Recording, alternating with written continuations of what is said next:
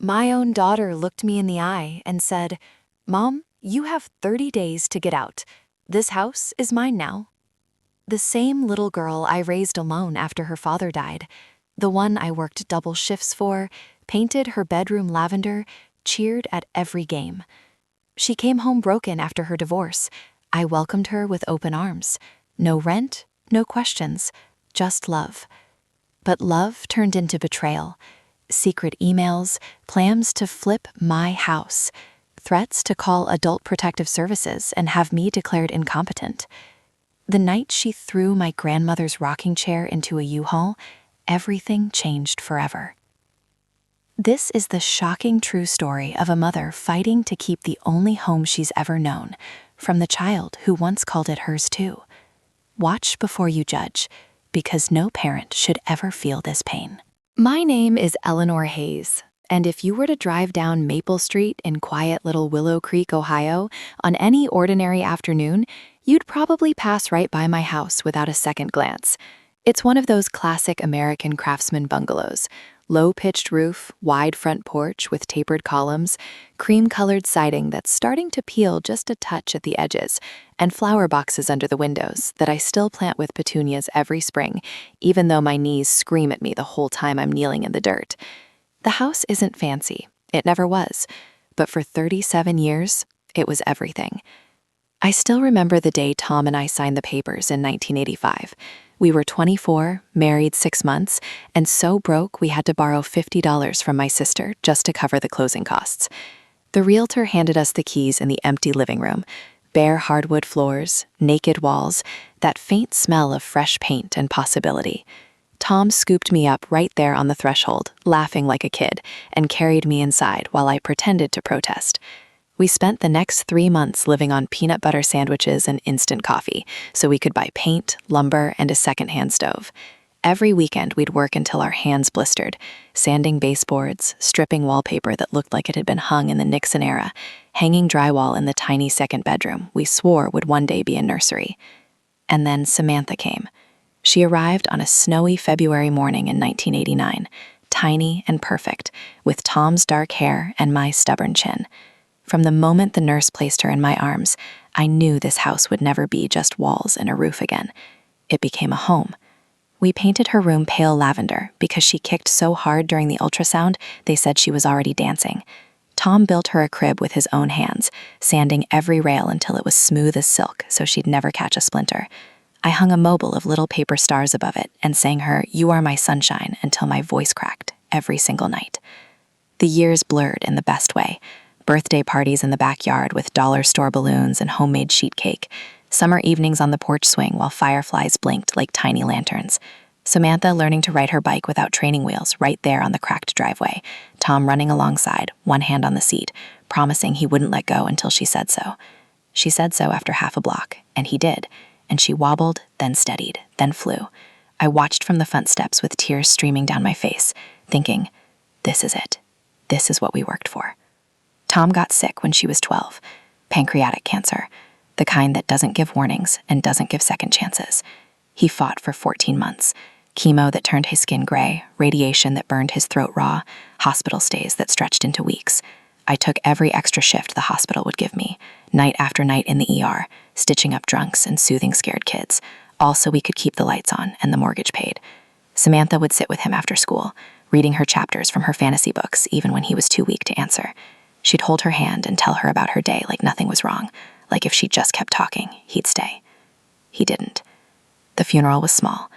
Just family, a few neighbors, some coworkers. After the burial, Samantha and I came back to the house alone. The silence was deafening. She went straight to her room and closed the door. I sat at the kitchen table staring at the coffee mug Tom had used that morning, still half full, lipstick print on the rim from when I'd kissed him goodbye before my shift. I didn't cry until I poured the cold coffee down the sink. Then I cried until there was nothing left. After that, it was just the two of us against the world. I never remarried, never even dated, really. My heart had room for one man and one girl, and both spots were permanently occupied. I threw everything into Samantha, every spare dollar for dance lessons, every late night helping her study for AP exams, every Saturday driving her to volleyball tournaments 3 counties over. She was brilliant. Straight A's, captain of the debate team, accepted to Ohio State with a partial scholarship. The day she graduated high school, she hugged me so tight on that front porch I thought my ribs might crack, and she whispered, "Thank you for never giving up on us, Mom. I thought that was the happy ending. Life doesn't work like that." Samantha moved out after college, first Cincinnati, then Chicago for a marketing job that paid more than I'd ever made in a year at the hospital. She met a guy named Ryan, got married in a small ceremony in Key West. I flew down, cried through the whole thing, bought a condo, posted pictures of brunches and beach vacations. I was proud. Lonely, sure, but proud.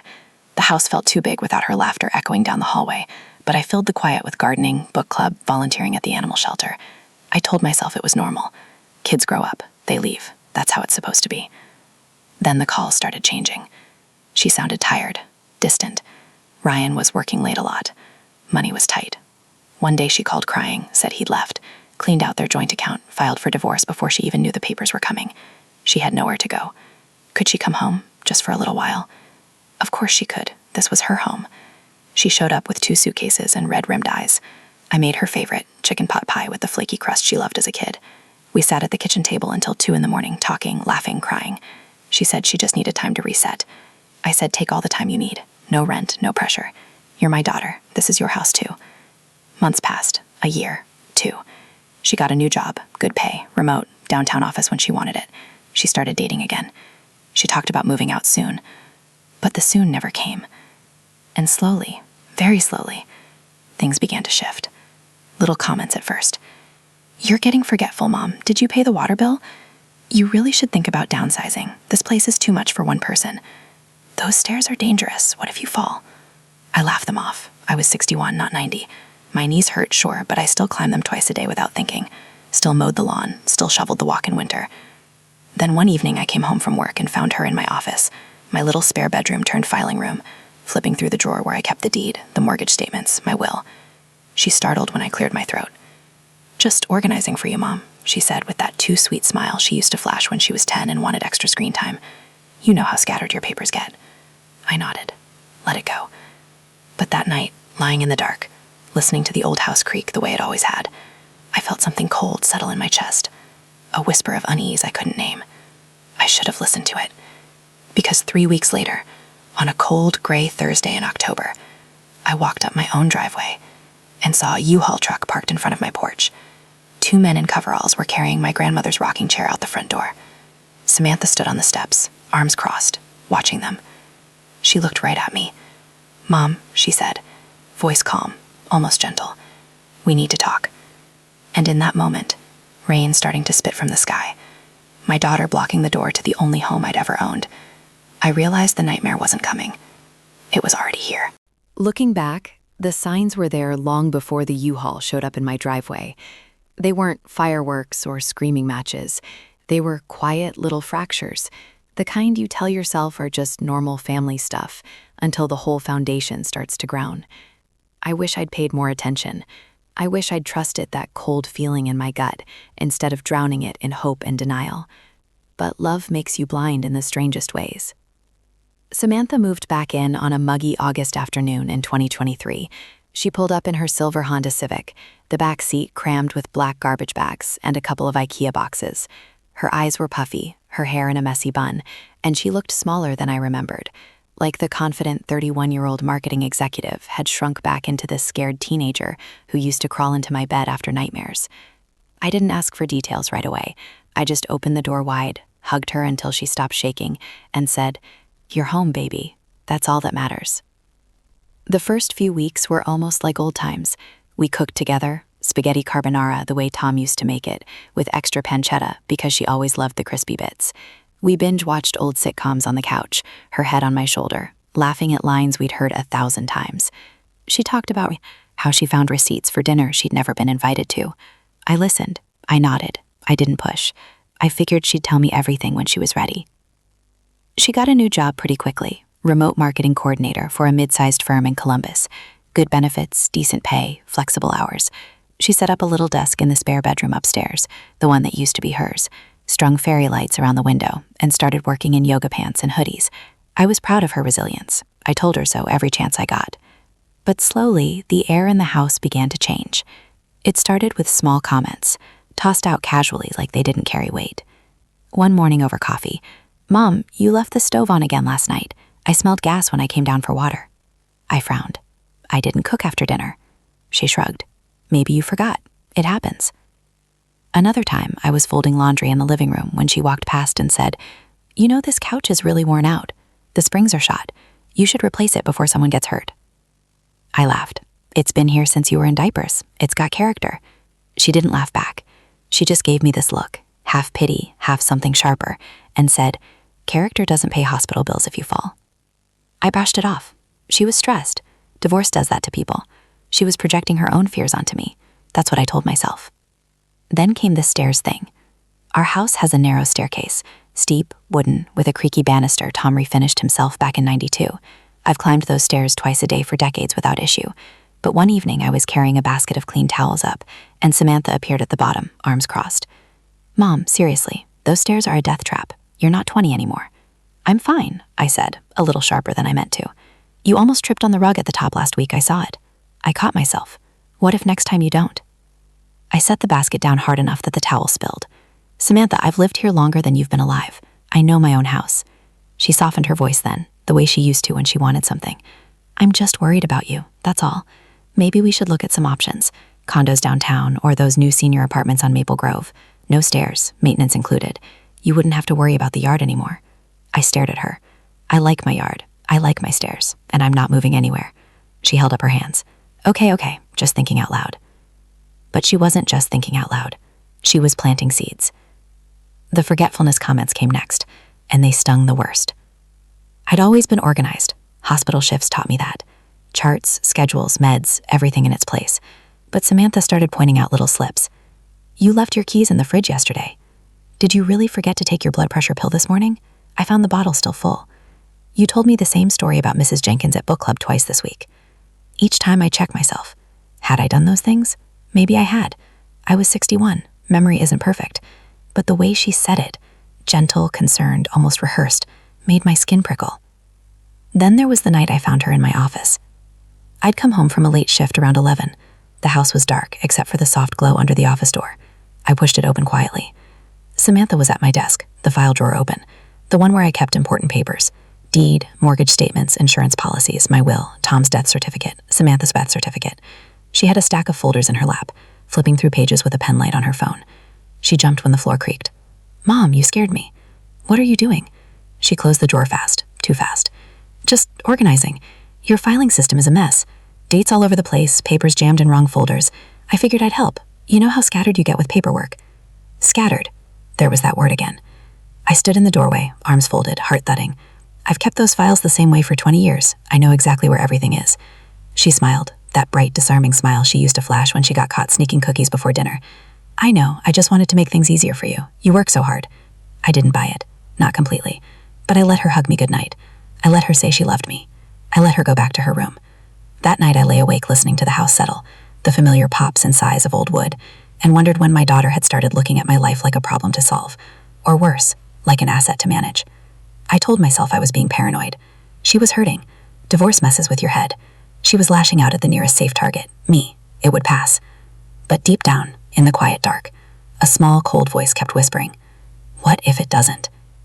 3 weeks later, that voice got louder, because that was the night I came home to the U-Haul, and everything I tried to ignore came crashing into sharp, ugly focus. I never told anyone the full story about the deed. Not my sister, not my book club friends, not even the nice lady at the bank who handled my refinance in 2012. It felt too small, too ordinary at the time. Just a practical thing a mother does for her daughter. But now, looking back, that single piece of paper was the match that lit the fuse I never saw coming. It happened in the spring of 2015. Samantha was 26, finishing her master's at Ohio State, buried under student loans that seemed to multiply every semester like rabbits. Tuition had doubled since I went to nursing school. Textbooks cost more than my first car. She'd call me late at night, voice tight, saying she'd picked up another part-time gig proofreading, but it still wasn't enough. She was scared, really scared, that she'd never dig out. I could hear it in the way her words cracked at the edges. One weekend, she came home, thinner than usual, dark circles under her eyes.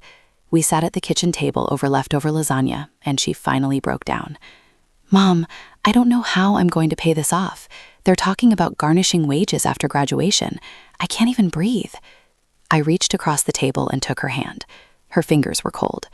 "We'll figure it out," I said, the way mothers do when they have no idea how but refuse to admit it. That night, I couldn't sleep. I lay in the dark, staring at the ceiling fan, listening to it click, click, click on low speed, and thought about the house. This house. The only real asset I'd ever owned outright, or almost outright. The mortgage was down to under $60,000 by then. I'd been chipping away at it for 30 years. If something happened to me, probate would eat up what little I had left in legal fees, and Samantha would be stuck waiting months, maybe years, for anything to clear. I'd seen it happen to patients' families, widows fighting over houses while bills piled up. The next morning, I called Mr. Reynolds, our old family lawyer. He'd handled Tom's will, the small life insurance payout, everything. I explained the situation over coffee at his office downtown. He listened, nodded, pushed his glasses up his nose. "Joint tenancy with right of survivorship," he said simply. "You add her name to the deed now. If you pass first, the house goes straight to her. No probate, no taxes on the transfer, no waiting. Clean, automatic." I asked the obvious question. "What if she passes first?" He shrugged. "Then it reverts to you. But realistically, Eleanor, she's young and healthy. You're the one we're planning around." It made sense. Practical, loving even. I pictured Samantha someday standing on this porch with her own kids, the house staying in the family the way Tom and I always dreamed. No strangers buying it, no auction signs in the yard. Just continuity. We did the paperwork that week. A quick trip to the county recorder's office, a new deed drawn up, my signature next to hers on the line. Samantha squeezed my arm in the hallway afterward. "Thank you, Mom. This means everything. I promise I'll never take it for granted." I believed her. Why wouldn't I? Life moved on. She graduated, got the Chicago job, met Ryan, got married. The deed sat in my file cabinet, forgotten behind the insurance policies and old tax returns. I never thought about it again. Until the questions started. It was subtle at first after she moved back in. Casual mentions over dinner. "How much do you still owe on the house anyway?" "Property taxes went up again this year, huh? That's brutal." "You ever think about refinancing? Rates are low." I answered vaguely. "Oh, it's manageable. Yeah, they always creep up. Maybe someday." I didn't want to talk numbers. Money talk always felt too close to vulnerability, especially with her living here rent-free. Then came the financial advisor. His name was Greg, or maybe Greg with one gray, I can't remember. He showed up one Tuesday evening in a shiny gray suit that looked too tight across the shoulders, carrying a leather portfolio and a smile that didn't reach his eyes. Samantha introduced him like he was an old friend. "Greg's helping me get my finances in order post-divorce. He's great with investments and estate stuff. I thought maybe he could give you some pointers too, Mom. No pressure." Greg sat at my kitchen table, opened his folder, and started talking about modernizing assets and protecting generational wealth. He used phrases like liquidity events and tax-efficient transitions. He asked polite questions. Current mortgage balance, equity estimate, any reverse mortgage interest. He actually said that with a straight face. Health status, long-term care plans. Samantha sat beside him, nodded at all the right moments, occasionally adding, "See, Mom, it's just smart planning." I felt like I was being interviewed for a loan I didn't ask for. When Greg left, I turned to her in the doorway. "What was that about?" She shrugged. "He's good. I just thought, you're getting older. We should be prepared." Older. There it was again. That quiet assumption I was already halfway out the door. I didn't sleep well that night. I kept replaying Greg's questions, the way Samantha's eyes flicked to my face every time he mentioned the property. I got up around 3 a.m., patted downstairs in my robe, and opened the file cabinet. The deed was still there, crisp and official, our 2 signatures side by side in blue ink. Joint tenancy with right of survivorship. I stared at it until the words blurred. I told myself I was overreacting. She was worried about me, that's all. Daughters worry about their aging mothers. It's normal. But the next morning, while she was in the shower, I did something I'd never done before. I Googled joint tenancy problems with adult children. The results made my stomach drop. Stories of kids pressuring parents to move out, forcing sales, claiming the house was theirs because their name was on the paper. Legal battles that lasted years, drained savings, broke families. I closed the laptop fast when I heard the water shut off.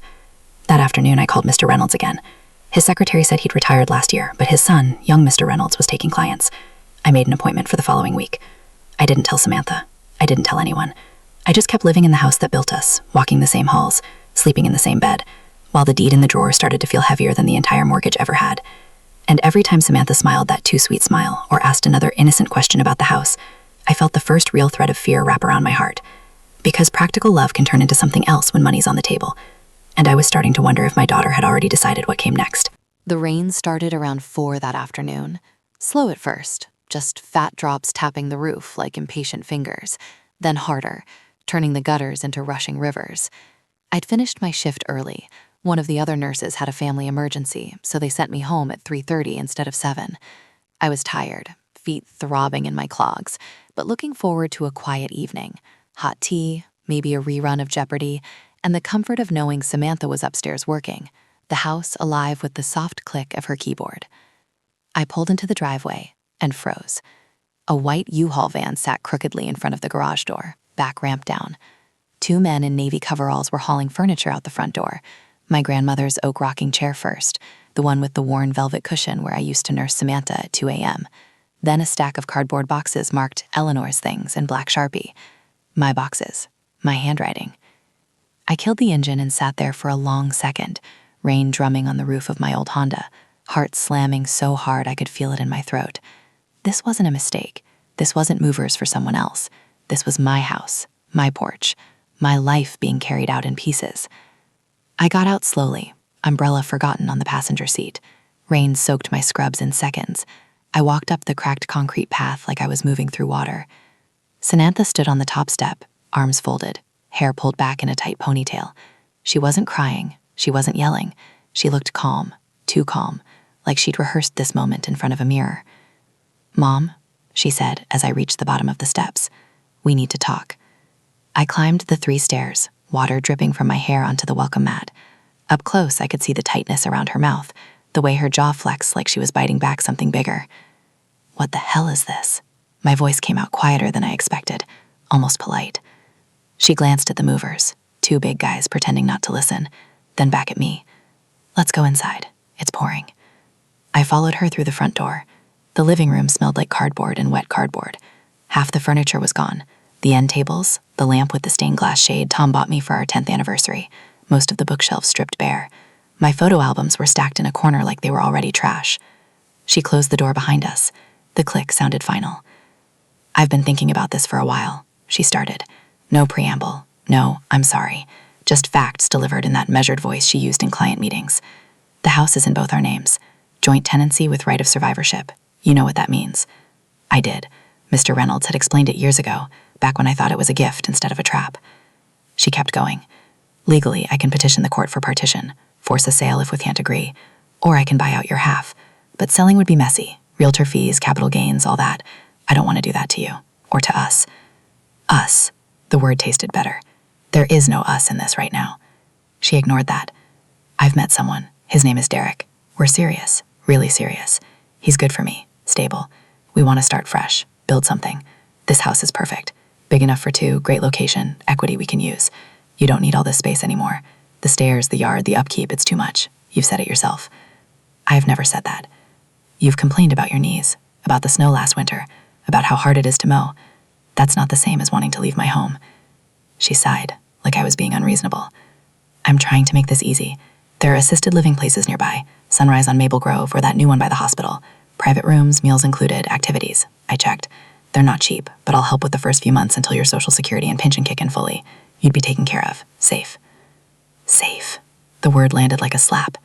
I stared at her, my daughter, the girl I carried for 9 months, the toddler who clung to my leg during thunderstorms, the teenager who cried on my shoulder the night of her senior prom because the boy she liked asked someone else. And now she was standing in my living room, calmly explaining why I no longer belonged here. "You're evicting me," I said slowly, "from my own house." "Not evicting, relocating, with support." 30 days, I whispered. "That's what the movers are for, right? You want me gone by the end of the month?" She nodded. "I thought it was fair. Gives you time to pack what you want, find a place. I'll cover moving costs too." I laughed then, short, sharp, humorless. "Mom." "No," I held up a hand. "Don't mom me, not right now." She stepped closer. For a second I thought she might hug me, apologize, say she'd lost her mind for a minute. Instead she lowered her voice. "I don't want to go to court. I really don't.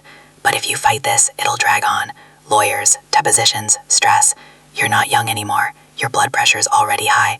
Do you really want to spend your last good years in a legal war with your own daughter?" Thread wrapped in concern. It was masterful.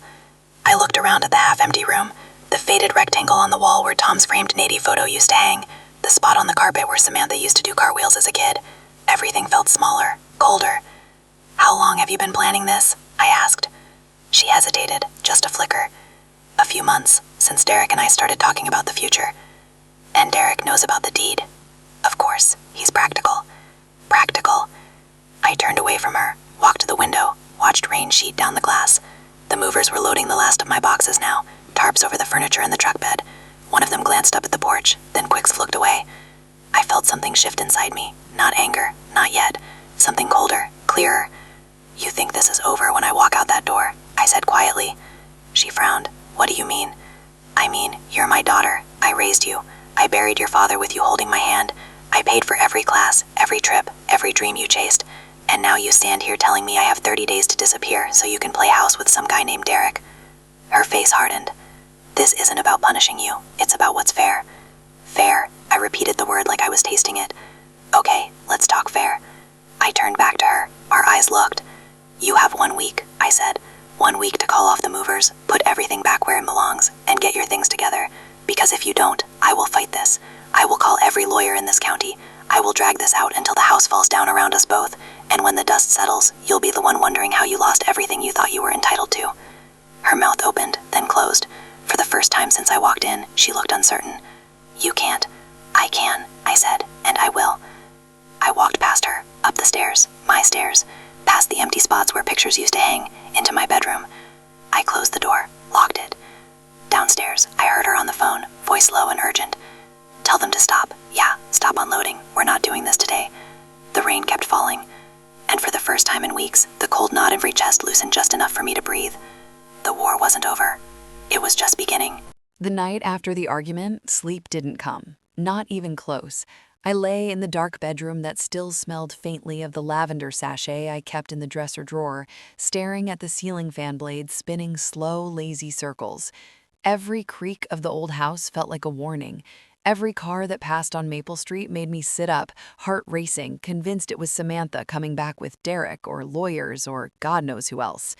The rain had stopped around midnight, leaving only the drip-drip from the gutters and the low hum of the refrigerator downstairs. I counted sheep until I reached 200, then switched to counting all the ways my life had unraveled in a single afternoon. By 2:17 a.m., I gave up. I slipped out of bed, pulled on my faded terry cloth robe, the one Tom used to tease me about because it had a hole in the elbow, and padded downstairs. The living room looked like a crime scene. Half the furniture gone, boxes still stacked in corners, the movers' boot prints tracked across the rug in dried mud. I didn't turn on the lights. Moonlight came through the front window in pale stripes, enough to see by. I sank onto the couch, what was left of it, and pulled my knees to my chest like I was 20 again, not 61. My phone sat on the coffee table, screen dark. I picked it up anyway. First call, my sister Linda in Columbus. It went straight to voicemail. She was probably asleep. She always turned her ringer off at 10. I didn't leave a message. What would I even say? "Hey, your niece is trying to kick me out of my house. Thought you should know before Thanksgiving." Next, my old supervisor from the hospital, Carla. Retired now, but sharp as ever. Voicemail again. I hung up. Then I scrolled to Mr. Reynolds, the younger one, David. His office line was closed, of course, but his cell was in my contacts from last year when he helped me update my power of attorney after a bad flu season.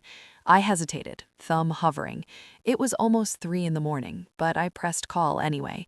He answered on the third ring, voice thick with sleep but alert. "Eleanor, everything okay?" "No," I said, and the word cracked open everything I'd been holding in. I told him everything, the U-Haul, the 30-day deadline, Samantha's calm explanation about the deed and partition and assisted living. I told him about Derek, about how Samantha's eyes had gone flat when she said, "This is fair."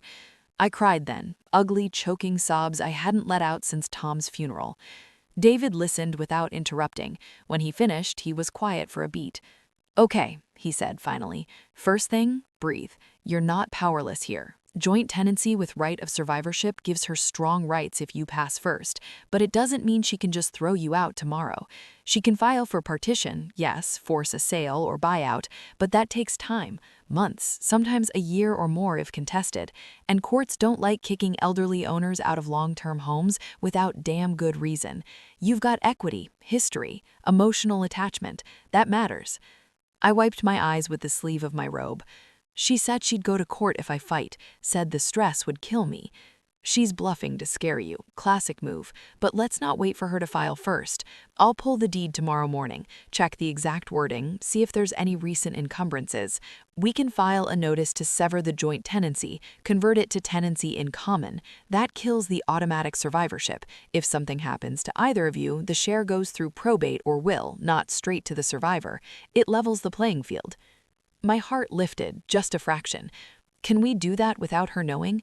Not forever, she'll get notice eventually, but we can get it on record fast, quietly, buy you time. And Eleanor, start documenting every conversation, every text, every weird comment she's made about your memory or health. Record dates, times, exact words if you can. If this goes south, we build a paper trail showing coercion or undue influence. I nodded even though he couldn't see me. Okay, what else? Health. You said your blood pressure's up? Get to your doctor this week. Get records. If she tries to claim you're incompetent, we counter with proof you're of sound mind. And don't sign anything she puts in front of you. No quitclaim, no power of attorney, nothing. Call me first. We talked another 20 minutes. He promised to email me a checklist by morning and set an appointment for Thursday. When we hung up, the house felt a tiny bit less suffocating, but sleep still wouldn't come. I made tea, chamomile, the way my mom used to, and sat at the kitchen table with a legal pad. I started writing. Everything. The forgetfulness comments, the stairs warnings, the night I caught her in the file cabinet, the financial advisor visit, Greg's slick smile, Derek's name dropping into conversations like he already belonged here, the way Samantha's tone had shifted from concerned daughter to impatient landlord. By dawn, the pad was full, front and back. My hand cramped, but my mind was clearer. I showered, dressed in real clothes, not scrubs, not pajamas, and went to work like nothing had happened.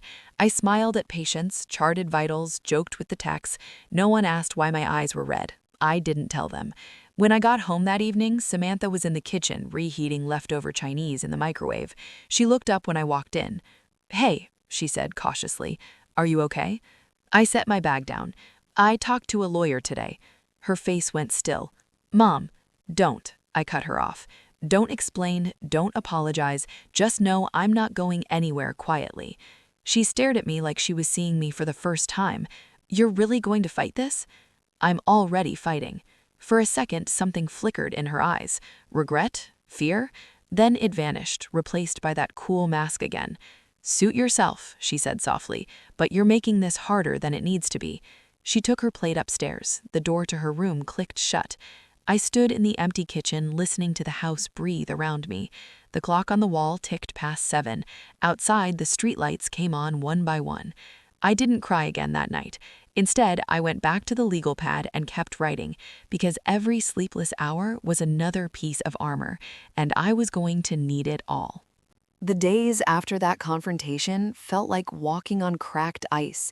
Every step careful, every breath measured. Samantha didn't bring up the movers again. She didn't apologize. She just existed in the house like a ghost who hadn't decided whether to haunt or leave. We passed each other in the hallway with polite nods, shared the kitchen in silence, pretended the air wasn't thick with unspoken threats. I kept my legal pad hidden under the mattress now, adding notes in tiny handwriting whenever she was out. October 18. Asked about my latest blood work results over breakfast. Sounded clinical. October 20. Mentioned estate planning seminar she attended online. Watched my reaction. I was waiting for her next move. I didn't expect mine to come first. It happened on a Friday night. Samantha had texted around 6 that she was meeting Derek for drinks downtown, wouldn't be home until late. She even added a heart emoji, like we were still normal.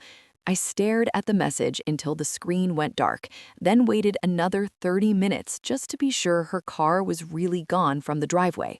Then I did the thing no mother should ever have to do. I went into her room. The door was unlocked. Arrogance or carelessness, I wasn't sure which. Her space looked almost the same as when she was 16. Fairy lights strung across the headboard, a corkboard pinned with old concert tickets and photos of her and friends I barely recognized anymore. But the desk was new territory. Laptop open, screen dark but not locked. I sat in her chair, heart hammering so loud I swore she'd hear it from wherever she was sipping cocktails. I woke the screen with a tap. No password. Of course not. She'd never needed one living here. This was supposed to be safe. The browser was open to her email, Gmail. The inbox tab showed unread messages, but I clicked into sent instead. That's where the truth usually hides. People are careful what they receive, reckless with what they send. I scrolled. The first email that stopped me cold was dated 3 weeks earlier. Subject, timeline for Maple Street. To derek.klein87@gmail.com. Hey, Bake. Talked to mom again tonight. She's digging in, but she's scared, I can tell. The assisted living brochures are still sitting on the kitchen counter untouched. Greg says we can push the partition filing next month if she doesn't budge by end of October. Worst case, court appoints a guardian if we get a doctor to sign off on diminished capacity. I hate going there, but we need her out. Once the place is ours, free and clear, reno budget is $45K tops. New kitchen, hardwoods, open concept living. Zillow comps show we could flip for $380 to $410 easy. Split 60-40 after costs. Your call. Love you. Talk soon. S. I read it twice, then 3 times. My hands shook so hard the trackpad jumped. 60-40, like I was a business asset being divided. I kept scrolling. Another one 2 weeks back. From Samantha Hayes, samantha.hayes.marketing@gmail.com to greg@wealthbridgeadvisors.com. Greg, quick update. Mom's talking to a lawyer now. Old family friend, probably harmless. She mentioned severing tenancy or something. Can you double-check if that actually blocks survivorship? Also, any chance we can get her evaluated quietly? She's been forgetful lately, leaving stove on, misplacing keys. If we document it, might help with competency angle.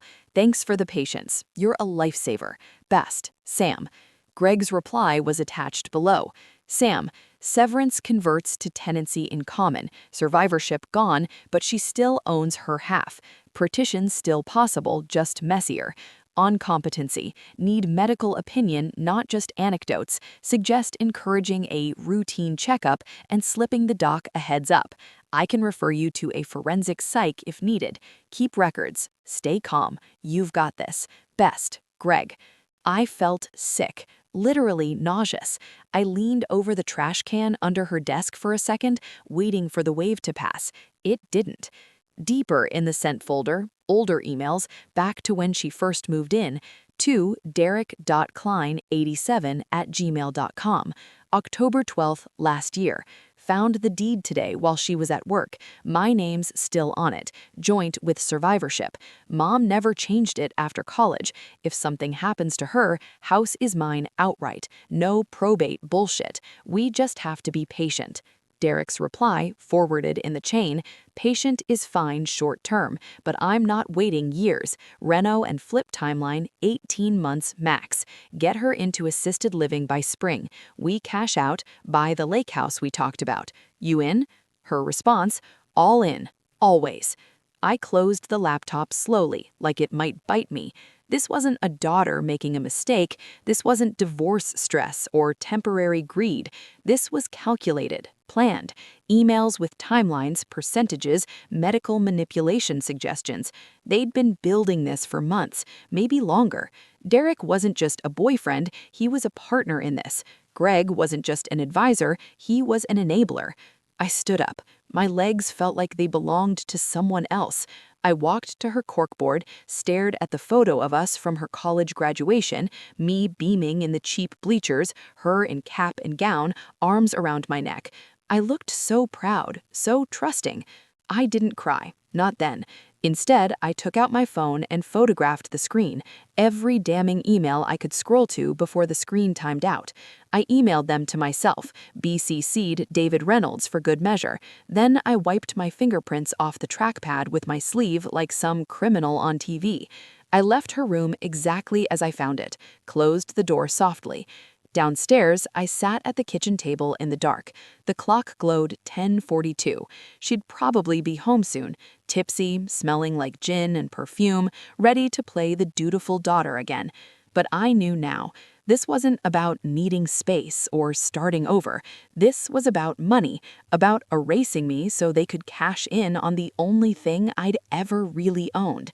The cold knot in my chest that had been growing for weeks finally hardened into something else, something sharp and unbreakable. I wasn't just going to defend the house, I was going to make sure they never touched it. When her key turned in the lock an hour later, I was upstairs in my room, door closed, light off. I heard her kick off her shoes, hum a little tune as she climbed the stairs. She paused outside my door, probably checking if I was asleep, then went to her room. I waited until her light clicked off. Then I opened my laptop and started drafting an email to David. Subject: evidence of coercion and fraudulent intent. Attachments: screenshots. I hit send at 1:14 a.m., and for the first time since the U-Haul appeared in my driveway, I felt something close to power. Not hope yet, but power, because the truth wasn't hidden anymore, and truth, once out, cuts both ways. The emails changed everything. Before that night in her room, I had been angry, hurt, scared, determined. After, I was something colder, something that didn't flinch. I carried the screenshots in my phone like grenades, password protected, backed up to a cloud account Samantha didn't know existed. I reviewed them every morning over coffee while she was still asleep, memorizing the dates, the casual cruelty in her words. If something happens to her, get her evaluated quietly. We cash out. Each phrase carved deeper into the place where love used to live. I didn't confront her right away. Confrontation gives people time to lie, to rewrite the story, to call you crazy. I waited. I watched. I documented. David Reynolds moved fast. By the following Tuesday, we had the notice to sever the joint tenancy drafted and filed with the county recorder. It was a simple form, public record, no hearing required. One signature from me, notarized at the UPS store on Main Street, and the survivorship was dead. My half would now pass through my will or intestate laws, not automatically to her. If she wanted the house, she'd have to fight for it the hard way. David said it was like pulling the pin on her grenade before she could throw it. Samantha noticed the change in me almost immediately. I stopped being polite. I stopped asking how her day was. When she tried small talk, "You want Thai for dinner?" I answered in single words, "No, fine, not hungry." She started hovering more, asking if I'd taken my pills, if I felt dizzy, if I'd scheduled that routine checkup she kept mentioning. Each time she brought it up, I smiled thinly and said, "I'm handling my health, thank you." The tension built like pressure in a sealed jar. It exploded on a Wednesday night in early November. I'd come home from a rare day off, spent most of it at David's office going over strategy, and found her in the living room with a stack of papers spread across the coffee table. Real estate flyers, assisted living pamphlets, a glossy brochure from Sunrise Senior Living with smiling gray-haired couples on the cover. She looked up when I walked in, startled, then quickly gathered the papers like a kid caught with contraband. "Mom, you're home early." Clearly. I set my purse down hard enough that the keys rattled. "Planning my retirement party?" She stood. "I was just researching options for when you're ready." "I'm not ready. You will be eventually." I stepped closer. "I read your emails, Samantha."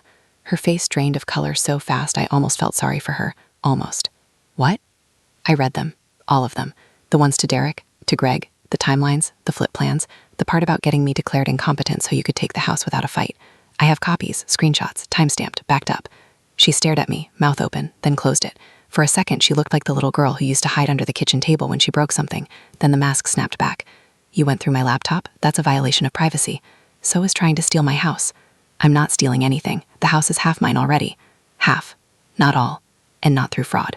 She laughed, short, bitter. "Fraud? Mom, you're paranoid. You've been forgetful for months, leaving the stove on, misplacing your keys, forgetting appointments. I'm trying to protect you. Protect me by flipping my home and splitting the profit with your boyfriend? Derek's not—" "Don't lie to me. I read every word." She crossed her arms. "Fine. You want the truth? Yes, we talked about it. Yes, we saw an opportunity. But I never wanted to hurt you. I deserve something too, Mom. I gave up my life to come back here when Ryan left me. I've been stuck in this house for years. You're sitting on hundreds of thousands in equity while I'm drowning in debt. It's not fair." "Not fair?" My voice rose for the first time. "I raised you alone after your father died. I worked double so you could go to college debt-free, almost. I never asked you for a dime. And now you think you deserve to force me out because life got hard. You don't get it," she shouted back. "You're not helpless, but you're stubborn. You won't downsize, you won't sell. You're going to die in this house and leave me with nothing but a mortgage I can't pay and memories I can't afford to keep." I felt the room tilt. "You'd rather I die soon so you can cash in quicker?" She flinched. "That's not what I said." That's exactly what your email said. She turned away, ran her hands through her hair. I was angry, frustrated. Derek pushed it. He kept saying we could have the lake house, the freedom. I got caught up, but I never would have actually. Actually what? I stepped in front of her, filed for guardianship, got a doctor to lie about my competence, had me drugged into a nursing home while you renovated my kitchen. She wouldn't meet my eyes. I wouldn't have let it go that far. Liar. The word hung between us. Then she looked up, eyes blazing. You want to play hardball? Fine. I'll call Adult Detective Services tomorrow. I'll tell them my mother's showing signs of dementia, forgetfulness, paranoia, refusing help. They'll investigate. They'll get a court order for evaluation. And if the doctor says you're not competent, they'll appoint a guardian. Guess who that'll be? Me. And then I won't need your permission to sell. The house will be mine to manage in your best interest. My blood went cold. She wasn't bluffing anymore. This was the nuclear option she'd been holding back. You'd do that to your own mother? If you force me to, she said quietly. I don't want to, but I will. I stared at her, really stared. The girl I'd rocked to sleep, taught to ride a bike, cheered at every graduation, was gone. Or maybe she'd never been there the way I thought. Maybe the ambition I'd always praised had curdled into something ugly when life didn't hand her exactly what she wanted. I took one step back, then another. You have until Friday, I said, to move out. All of it. Your clothes, your laptop, your boyfriend's influence, everything. Or I file first. I file for eviction. I file for a restraining order if I have to. And I release those emails to anyone who will listen. Your job, your friends, the real estate board if Greg's licensed. You think I won't? Try me. Her face twisted. Shock. Then rage. You're threatening me? I'm promising you. She laughed again, but it cracked. You're bluffing. Test me. I turned and walked upstairs. My knees shook the whole way, but I didn't let her see. I locked my bedroom door. I sat on the edge of the bed, hands trembling so badly I had to press them between my knees. For the first time in my life, I was truly afraid of my own child. And for the first time, I realized I might have to destroy her, to save myself. The house creaked around me like it was holding its breath. Friday was 2 days away. I didn't sleep. I planned. After that Wednesday night showdown, the house felt like a battlefield, with no shots fired yet, just two people circling each other, waiting for the other to blink. Samantha stayed upstairs most of the time, door closed, music playing low through her Bluetooth speaker, like she was trying to drown out the silence between us. I stayed downstairs, mostly in the kitchen or the small sunroom off the back, where the afternoon light still hit the old wicker chair Tom used to read the paper in. I didn't sleep much. I drank too much coffee. I stared at my phone, rereading the screenshots until the words blurred. Friday was coming fast, my self-imposed deadline for her to leave, but I knew she wouldn't go quietly. Not anymore. She'd called my bluff once. She'd do it again. I needed more than threats. I needed an ally. Someone who understood the law, who'd seen families tear themselves apart over houses just like this one. That someone lived 3 doors down, Mrs. Anjali Patel. She'd moved in about 15 years ago, after her husband retired from the university. Quiet couple, always waved, never gossiped.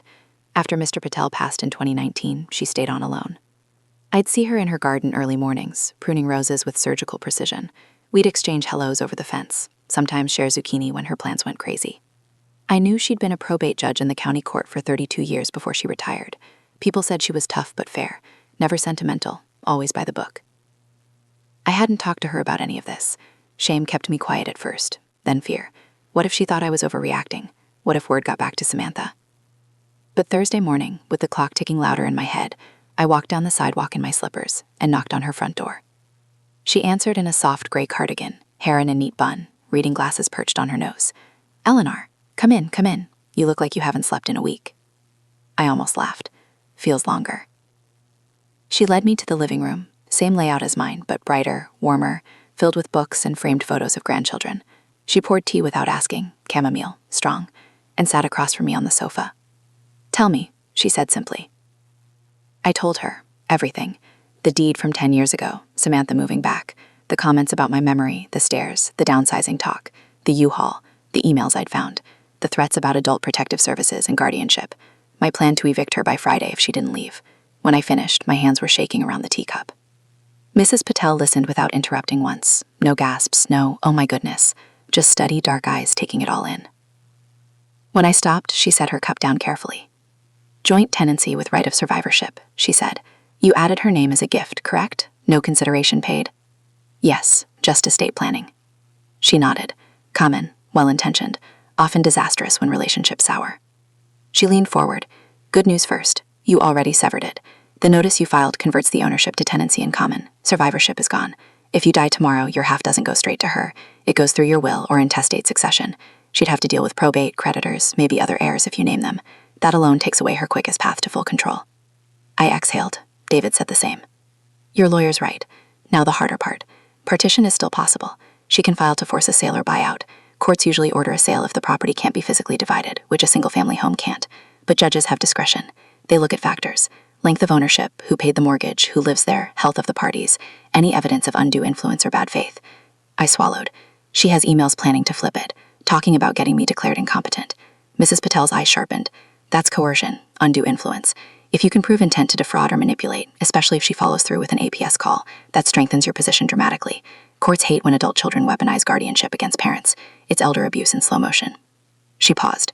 You need to protect yourself now. Revocable living trust for your has interest. Pour over will. Medical power of attorney naming someone else. Your sister, a friend, not her. Do it this week.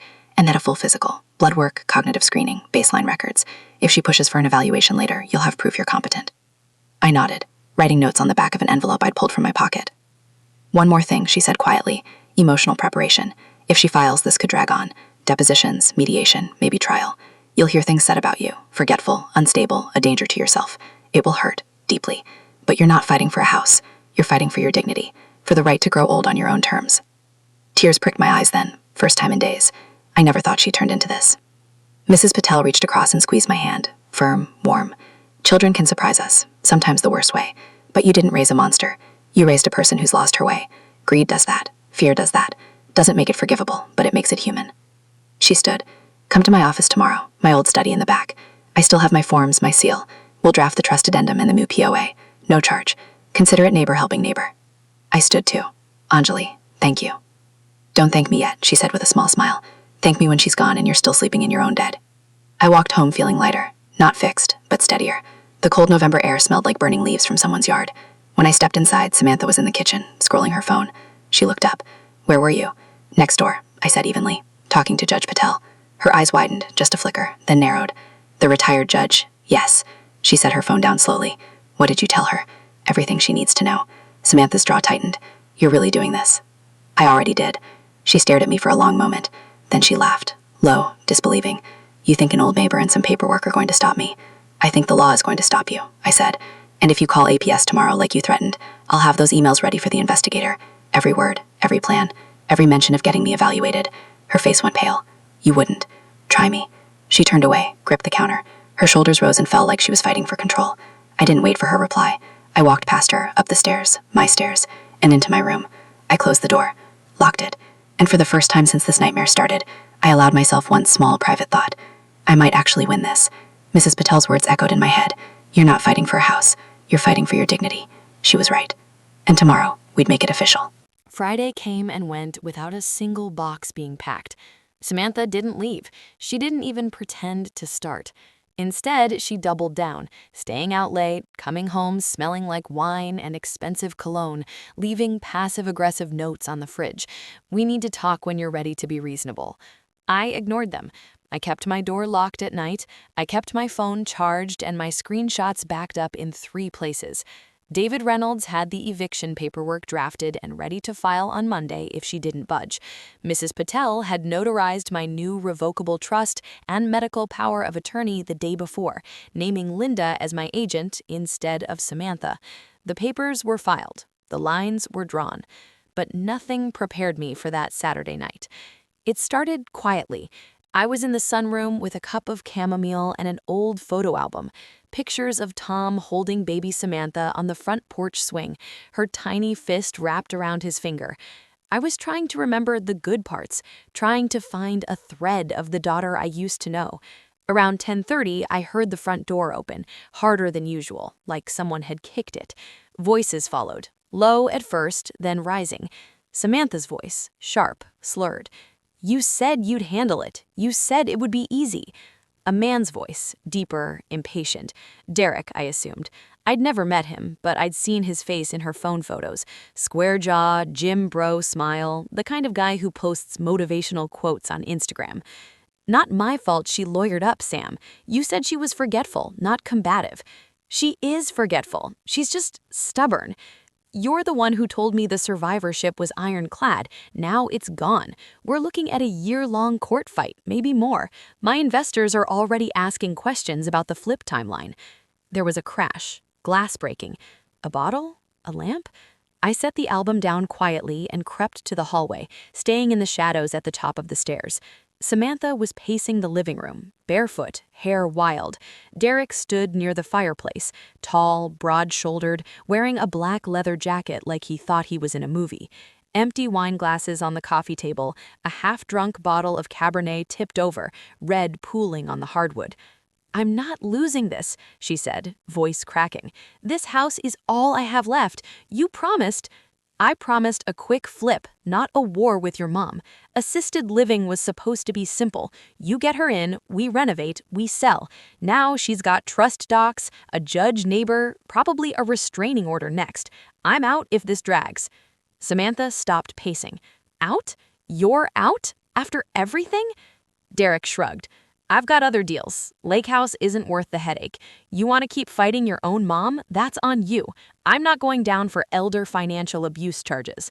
The words hit her like a slap. She stared at him, eyes wide.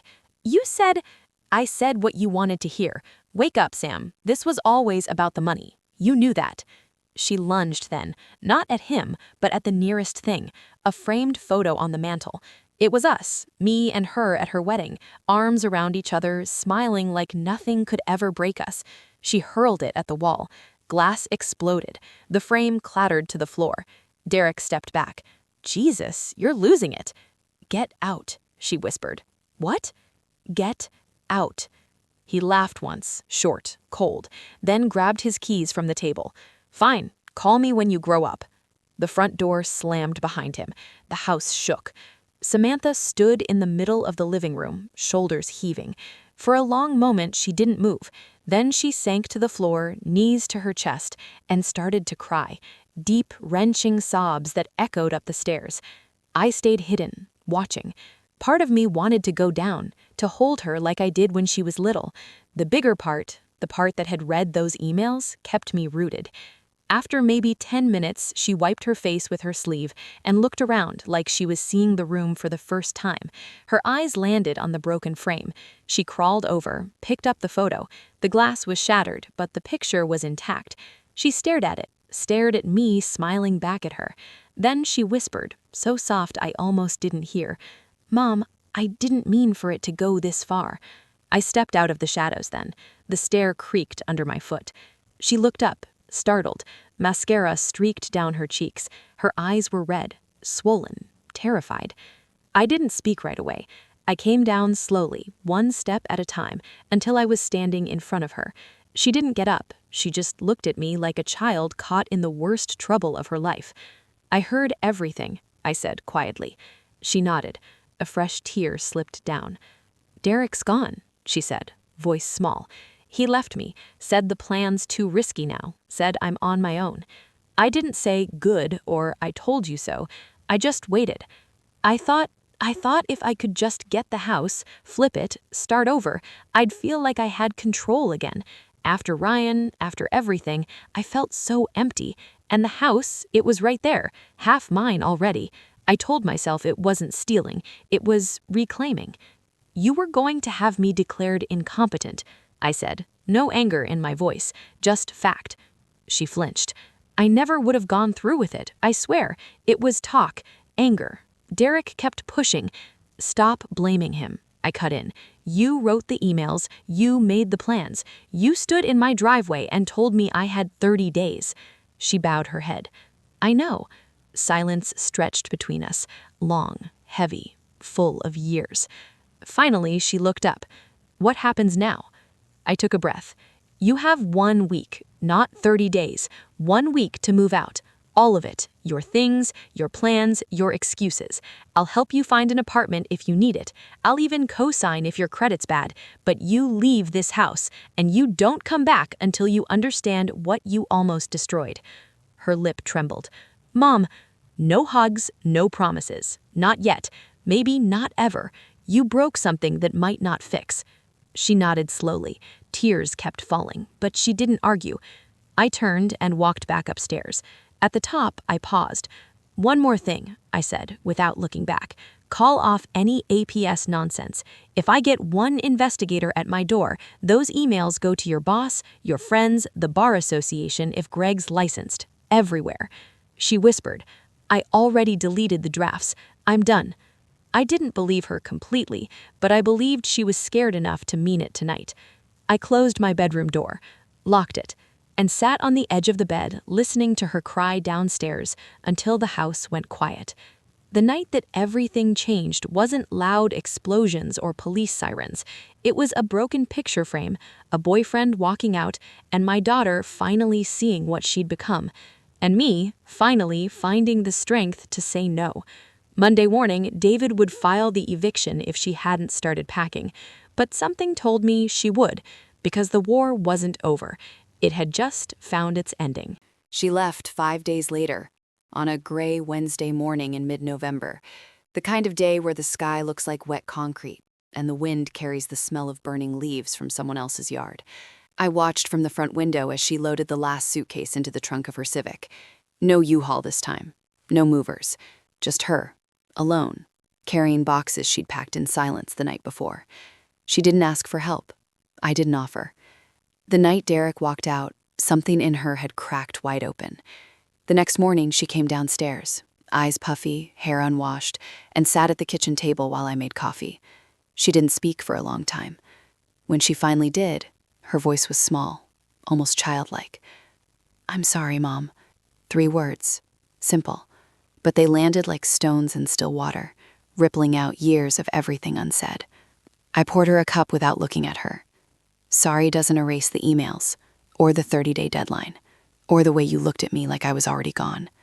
I know. She stared into the mug like it held answers. I kept telling myself it was just business, just practical. But every time I wrote those messages, I felt sick. I ignored it, told myself you'd understand eventually, that you'd see I was doing it for both of us. I saw it across from her. You were doing it for you, and for him. She nodded slowly. Derek, he made it sound easy, like we were partners building something. But he never cared about me. Not really. When the plan fell apart, I was just another risk he didn't want. I didn't say anything. There was nothing kind to say. She took a shaky breath. I called my boss yesterday, told her I need some time off. She said take as long as I need. I think she could hear it in my voice. Good. I found an apartment, studio downtown, month to month. I can afford it on my salary, barely, but I'll make it work. I nodded. That's a start. She looked up then, eyes searching mine. Can I come back someday? For holidays? For coffee? Anything? I felt the old pull, the mother instinct that wants to smooth everything over, to hug and forgive and pretend the wound never happened. But the scar tissue was already forming, thick and tough. Not yet, I said quietly. Maybe not for a long time. Trust doesn't come back because someone says sorry. It rebuilds brick by brick, and right now those bricks are still scattered on the floor. Tears slipped down her cheeks again. She didn't wipe them away this time. I understand. She stood. I'll be out by Friday, I promise. She kept her word. When the last box was in the car, she turned to me on the porch. The wind tugged at her coat. She looked smaller than I'd ever seen her. I love you, Mom, she said. I know I broke that, but I still do. I didn't say it back. Not because I didn't feel it, somewhere deep, buried under layers of hurt, but because saying it would have felt like a lie in that moment. Instead, I said, take care of yourself, Samantha. She nodded, got in the car, started the engine, backed out of the driveway slowly, like she was afraid to leave too fast. I watched until the taillights disappeared around the corner. Then I went inside and closed the door. The house was quiet, too quiet. I walked through the rooms like a stranger in my own life. The living room still had the faint stain from the spilled wine, red ghost on the hardwood. The broken picture frame was gone. She'd swept up the glass before she packed. The mantel looked empty without it. I sat on the couch, the one she'd called worn out, and let the silence settle over me. Days blurred into weeks. I went back to work, double shifts again, because the quiet at home was louder than any ER chaos. I planted tulip bulbs in the front yard, even though it was late in the season. Stubborn hope that spring would come anyway. I called Linda more often. She flew in for Thanksgiving. We ate turkey and stuffing and talked about everything except Samantha until the very end. She called me last week, Linda said over pie. Crying. Said she messed up bad. I nodded. She did. You going to let her back in? Not yet. Linda squeezed my hand. You don't have to. Not until you're ready. Or ever, if that's what you need. I didn't know what I needed. Forgiveness felt too big. Forgetting was impossible. Samantha called sometimes. Once a week at first. Then every 10 days. Short calls. Careful. She told me about her new place. Tiny kitchen, noisy neighbors. But hers. She got a promotion at work. Small raise, more responsibility. She started therapy. She said the therapist told her she'd been running from grief since Dad died, and the house became the thing she thought would fix the hole. She cried on the phone once, asked if I hated her.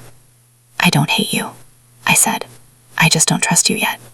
She whispered, I'm trying to earn it back. Maybe she was.